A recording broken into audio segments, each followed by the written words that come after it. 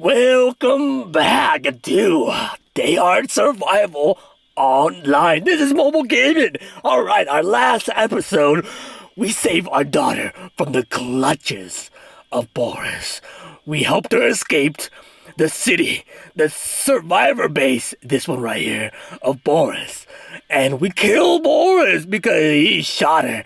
And now she is injured, hiding in the forest in the far bottom west. So, guys, let's go and help her. Alright, before I went, I got some stuff. I got some alcohol, some needles, some rags, just in case if she needs it. Because I'm pretty sure she will. Alright there, Colonial Dinah. Apparently you're doing the same quest as me, huh there, buddy? Alright, well, how are you doing? Wow. Alright, let's go. Get that camp ready. And here we go. Sasha's condition deteriorated. Her head lolled backwards. Her breathing grew heavy and uneven, and her skin lost all color. I needed to stop and give her first aid. Soon, it would be too late to help her. I pulled the car into the thickets on the bank of the river Chimps, and I carefully lifted Sasha and laid her on a mat. She was unconscious. I wet her lips with water and took stock of her injuries. The bullets was through and through.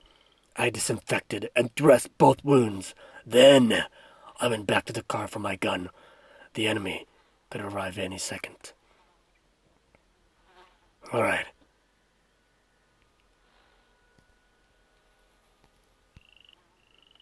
Alright, let's bandage her up. Oh, I need a fire and I need to make a hut. Alright. Did we make... Alright, well, let's make that hut. That is I need access? Dear Lord! Ah!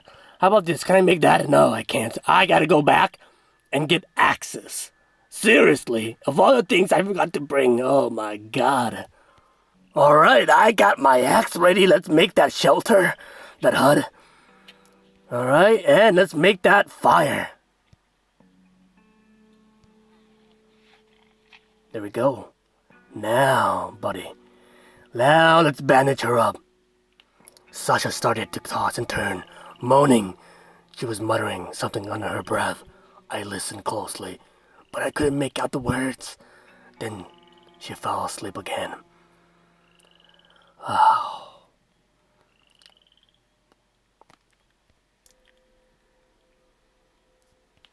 Alright, well, since she's tossing and turning and sleeping, I'm gonna take a little bit of nap myself and see whether she'll be awake, and by that time I can heal her some more.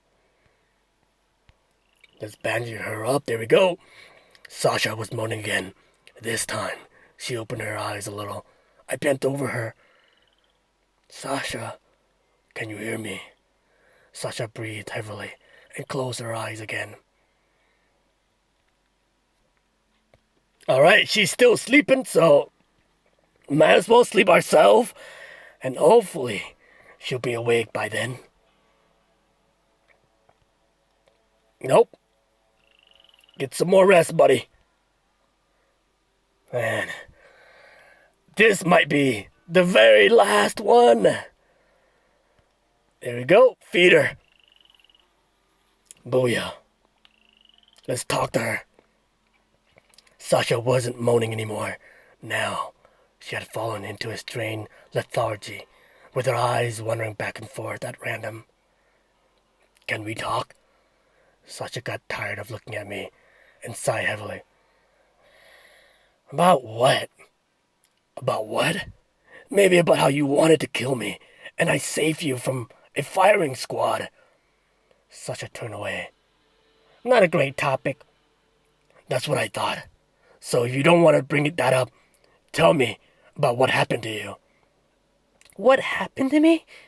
Well, first Mom gave birth to me. Quit joking around.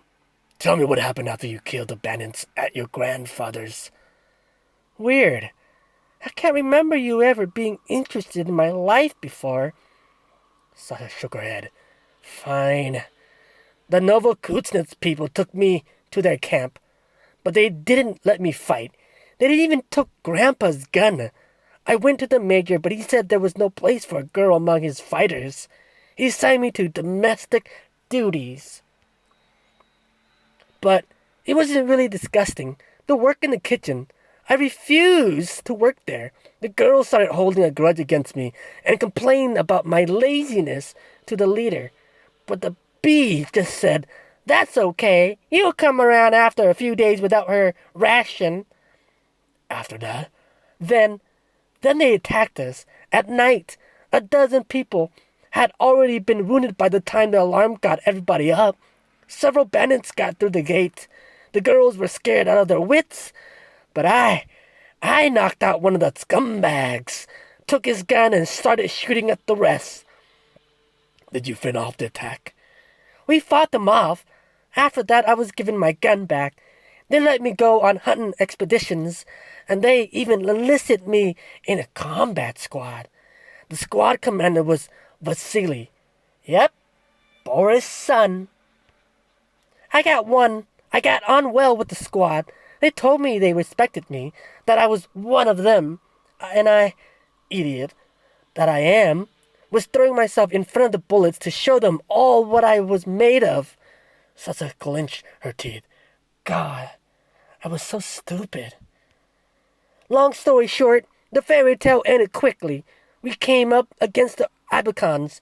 Yeah, they ambushed us, but there were more of us, and we were better armed. But that cowardly swine Vasily ordered us to retreat, even though he saw that I'd been cut off from the rest of the squad. I smoked 4 of them, but then my ammo ran out, and they grabbed me. They wanted to kill me on the spot, but their leader stopped them. He told them to bring me to their base. Boris never told me that you were abandoned by your own. Yeah, right? Like he ever say a word against his precious son. You know, he... Quiet. The distant sound of a gunshot comes from the direction of Novokuznets. Then another one. I grabbed my gun and climbed the nearest hill, where I peered into the distance. The gray wasteland stretched out before me, as I lifeless as ever. When I returned to Sasha, she was already asleep. Alright, let's sleep ourselves. Hopefully, she'll be awake by then. Alright, we are actually hungry ourselves here. So let's get something good to eat right now.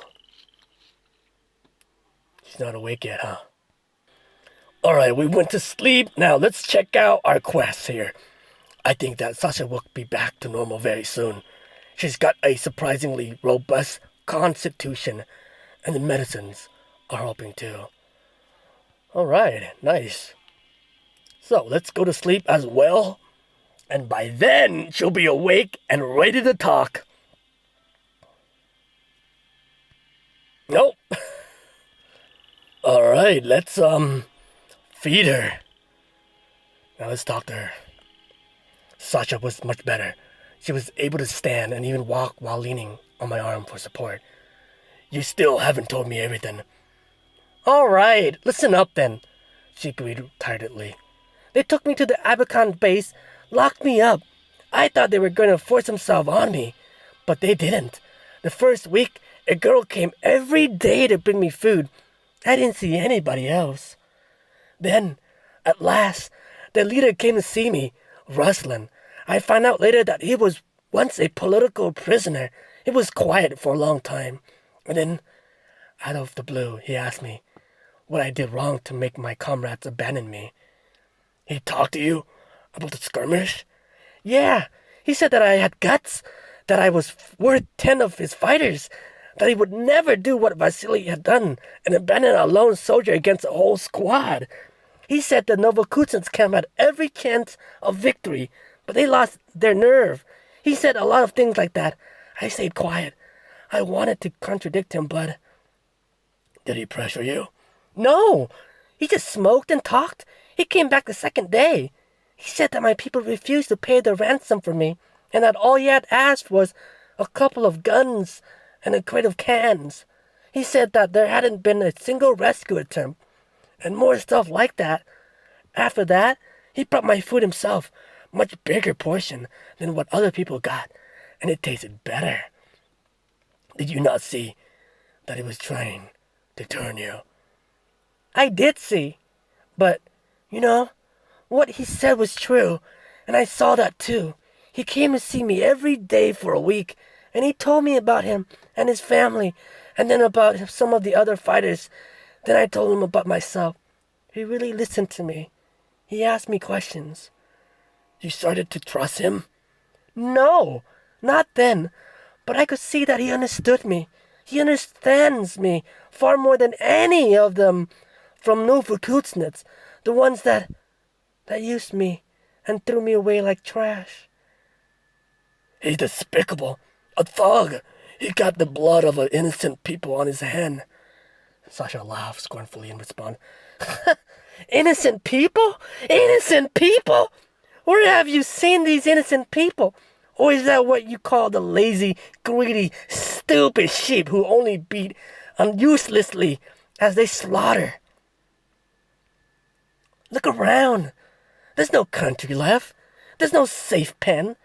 Where you can chew your cud in peace and grow your wool nice and thick for shearing? We're in the woods. And here, you're either a sheep or a wolf. And you want to be a wolf? A bandit? No, Dad. We're not bandits at all. We're something much more interesting. What are you talking about? I hadn't finished. A week later, a few of your innocents were hauled into my room. Vasily and other 2 people from Novokuznets. Ruslan made them an offer. Tell them everything they knew about Stepnoy, the people, the arsenal, the weak spots in the fortifications. And in exchange, Ruslan will let them go.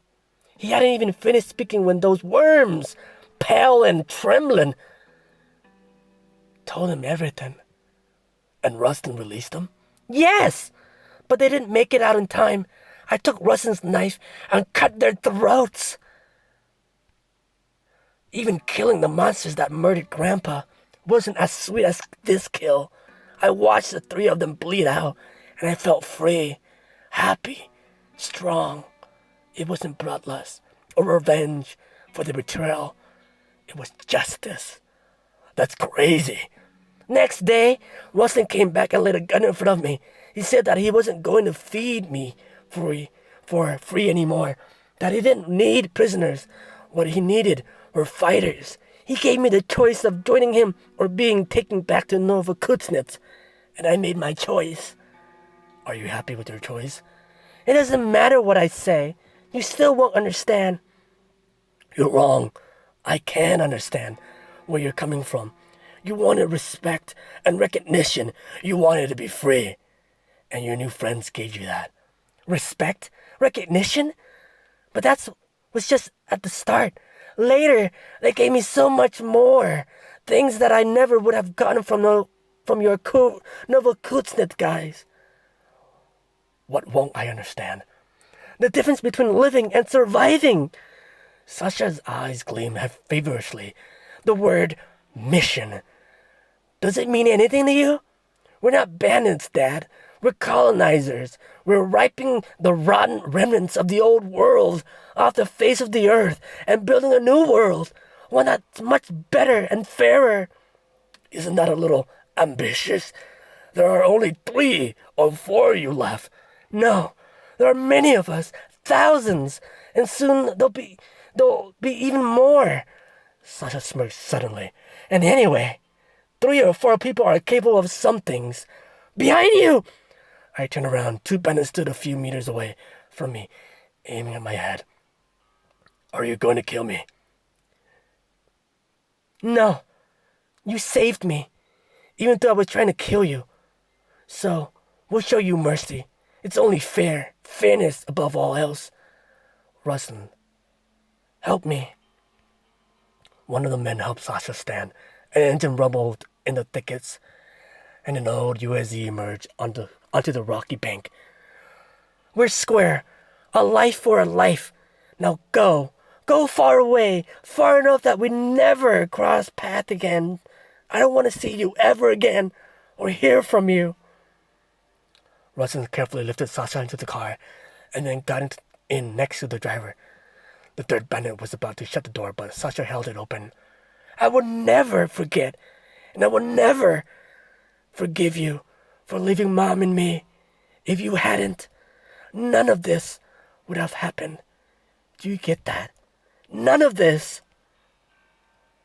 Wow. Deep, deep word. Our daughter heard us with those words. My God. Oh, that was sad. That was sad. Basically, our daughter is gone. She left us. She became abandoned. Alright, guys. Thank you for coming along. I'll see you guys next time for some more They Are.